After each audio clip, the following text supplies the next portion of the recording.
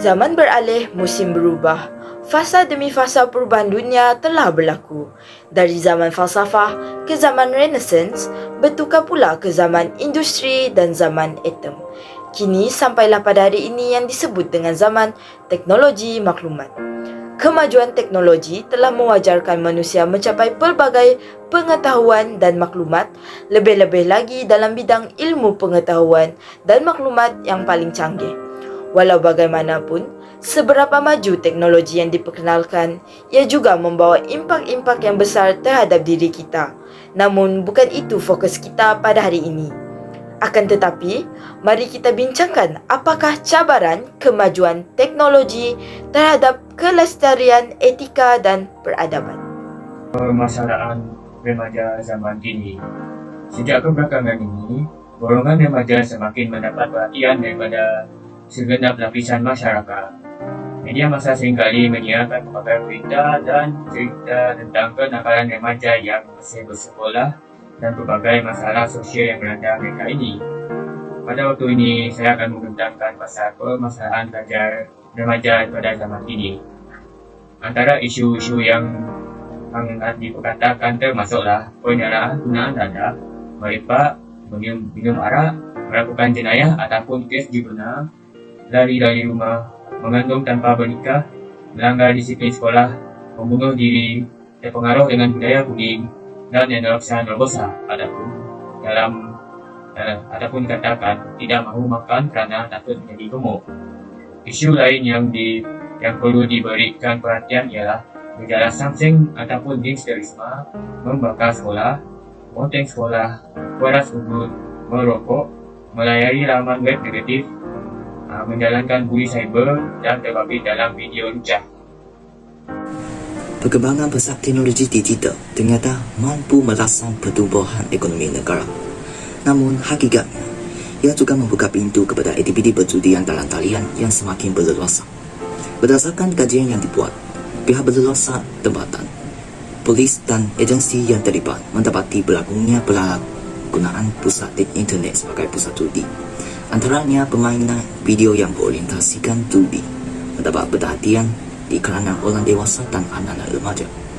Perjudian digital yang ujuk semakin menarik kerana lebih mencabar dengan bergantung kepada nasib atau campuran kemahiran dan nasib mendapat wan atau nilai wan. Mereka akan ketarget apabila sudah menikmati kemenangan pertama dan seterusnya ingin mencuba nasi kena cepok selagi ada modal untuk berjudi. Dalam session ini, rumah judi telah dipindahkan kepada platform secara digital yang dulunya dalam bentuk tempat-tempat seperti bilet, pejabat atau gerai, sama ada terbuka atau tertutup.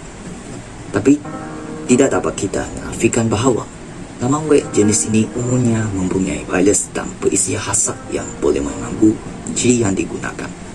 Akhirnya, peralatan-peralatan juga dijangkiti virus digital. Kegiatan perjudian mencabar nilai hidup Islam yang jelas mengharamkan judi.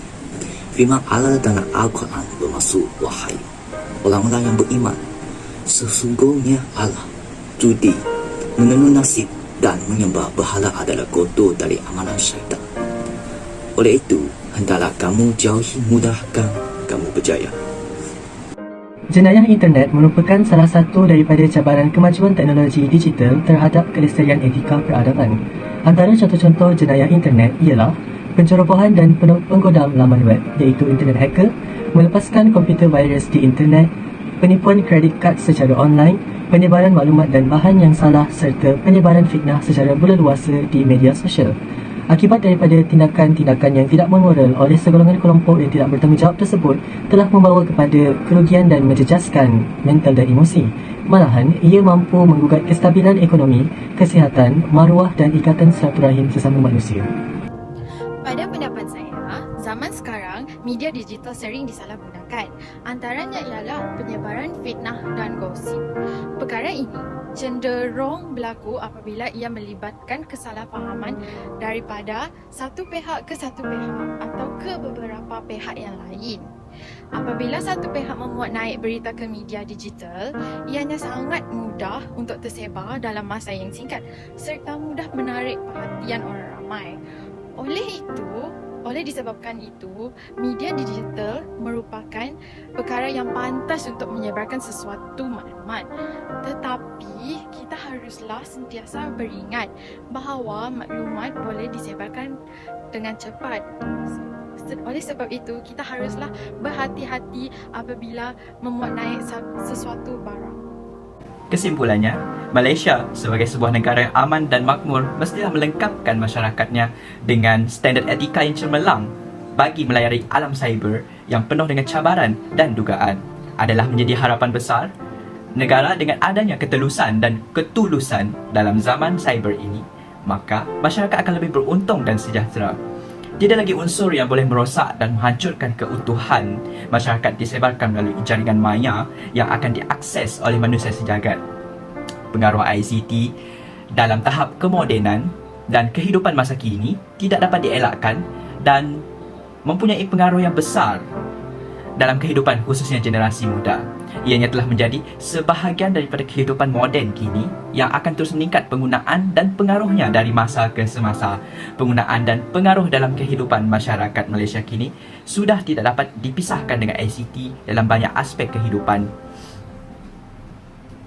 Bagi mengelak dan mengurangi kesan negatif dan menghancurkan nilai-nilai positif agama dan budaya masyarakat kita serta menjamin survival nilai-nilai positif masyarakat.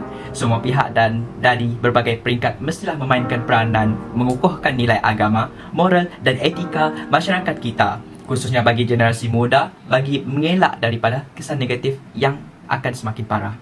Sekian, terima kasih.